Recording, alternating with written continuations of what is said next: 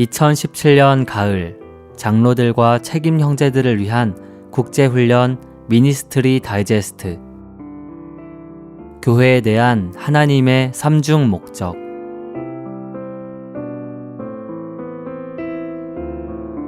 교회가 존재하는 것은 하나님께서 우리 주 예수 그리스도 안에서 미리 정하신 영원한 목적에 따른 것입니다. 이것은 교회가 우연히 생긴 것이 아니라 영원 과거에 하나님께서 계획하신 것임을 보여줍니다. 에베소서는 교회에 대한 하나님의 삼중 목적이 교회를 통해 어떤 일들을 하는 것임을 우리에게 보여줍니다. 에베소서 1장 5절은 우리를 미리 정하셔서 아들의 자격을 얻어 라고 말합니다. 이것이 교회에 대한 하나님의 목적의 첫 번째 방면입니다. 교회는 아들의 자격을 가져야 하며 이 아들의 자격을 통해서 하나님은 표현되십니다. 아들의 자격은 출생이 포함되고 성장이 더해지며 상속자가 되는 것이 더해진 것을 의미합니다. 출생과 상속자가 되는 것은 별개의 일입니다.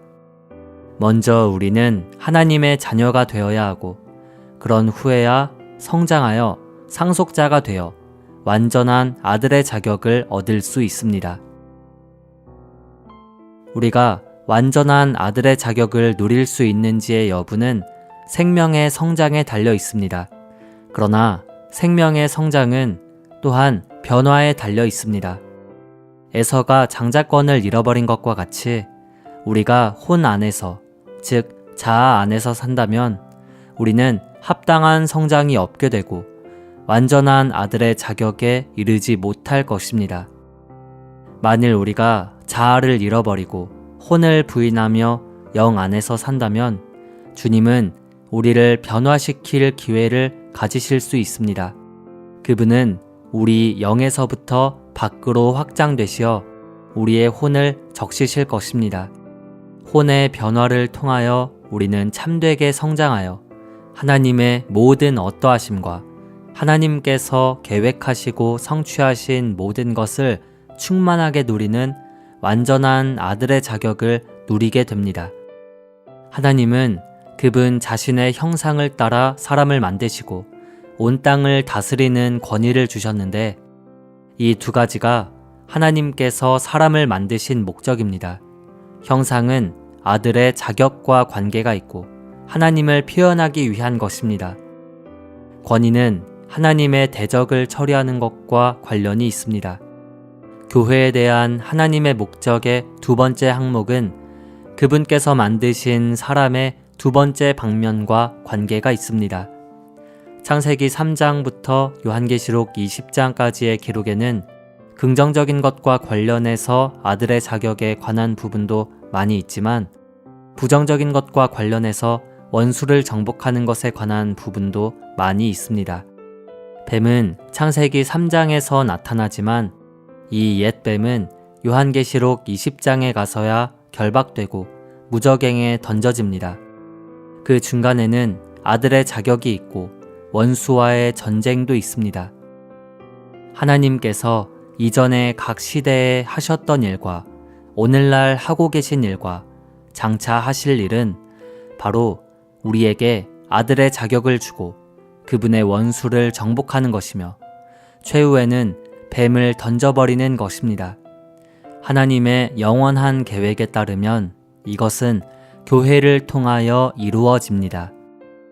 아들의 자격에 대하여 말하자면 우리는 그 과정 가운데 있지만 원수를 정복하는 것에 대하여 말하자면 우리는 그 과정 가운데 있을 뿐만 아니라 전쟁 중에 있습니다.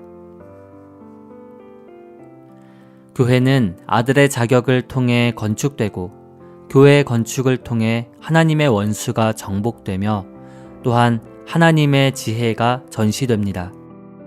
이러한 전시는 사탄에게는 도전이자 수치이지만 하나님께는 영광입니다. 그러므로 이것은 작은 일이 아닌 매우 전략적인 일입니다. 모든 전쟁에서 원수의 전략적 거점이 이것입니다. 사람이 건축되지 않는 이상 사탄은 사람이 구원받도록 내버려 둡니다. 사람이 건축되지만 않는다면 영적인 것을 추구하는 것까지도 사탄은 용납합니다.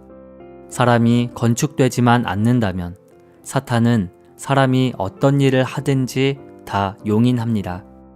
왜냐하면 하나님의 갈망의 궁극적인 완결은 건축물이기 때문입니다.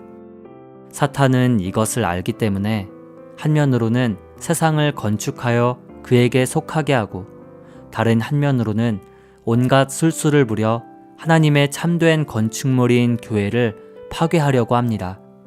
이러한 이유로 하나님과 사탄 간의 실질적인 싸움이 교회와 관계가 있는 것입니다. 주님의 눈에 사탄은 이미 패배했습니다. 우리가 이것을 분명하게 볼 수 있다면 우리는 날마다 할렐루야, 교회가 승리했다 라고 노래할 것입니다. 에베소서 1장 10절은 머리이신 그리스도 아래 통일되도록 하는 것을 말합니다. 하나님의 영원한 목적의 세 번째 방면은 만물이 그리스도 안에서 머리이신 그분 아래 통일되도록 하는 것입니다. 하나님은 하늘들과 땅을 창조하시되 그 안에 수많은 창조물과 그 중심에 그분 자신을 담는 그릇으로 사람을 창조하셨습니다.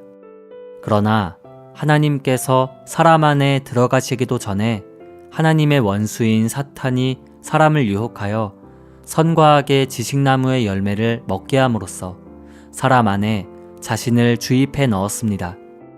사람 안에 거하는 인격화된 죄인 사탄은 많은 이들을 죄인들로 조성되게 하였습니다. 그러므로 사도 바울은 로마서 7장 20절에서 만일 내가 원하지 않는 것을 행한다면 그것을 행하는 자는 더 이상 내가 아니라 내 안에 거하는 죄입니다 라고 말합니다.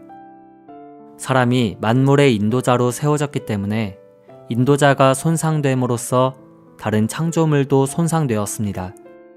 죄는 죽음을 가져왔고 죽음은 어둠을 가져왔습니다.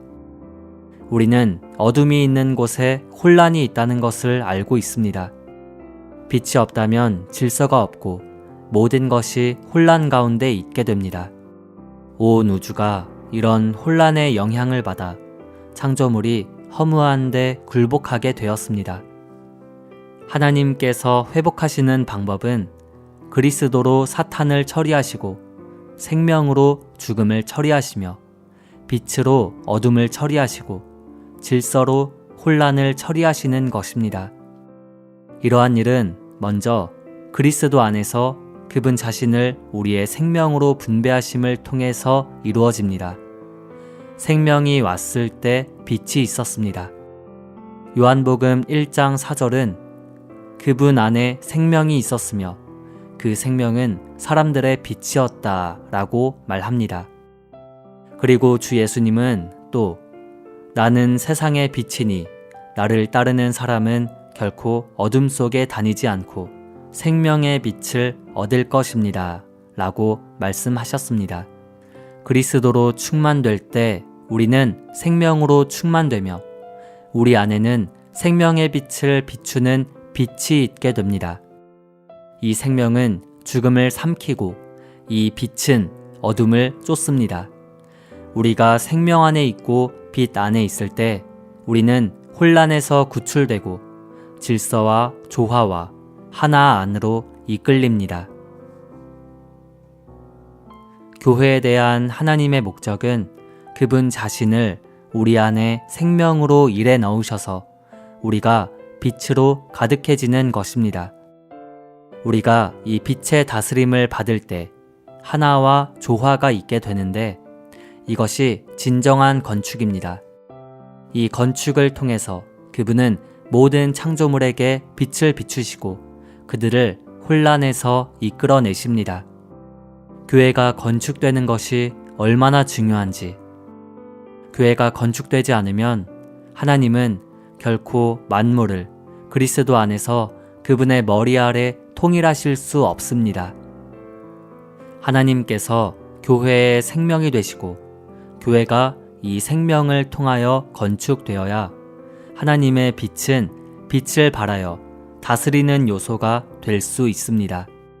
이것은 모든 피조물을 혼란에서 해방하고 하나님의 아들들의 빛비춤 아래 있는 자유 안으로 인도할 것입니다.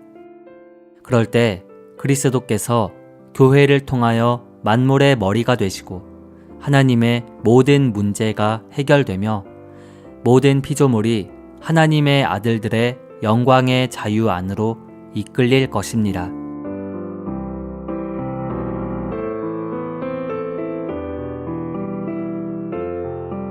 미니스트리 다이제스트 책자는 전화 1600-4191 혹은 한국복음서원 홈페이지에서 구입하실 수 있고 전자책은 리디북스에서 구입하실 수 있습니다.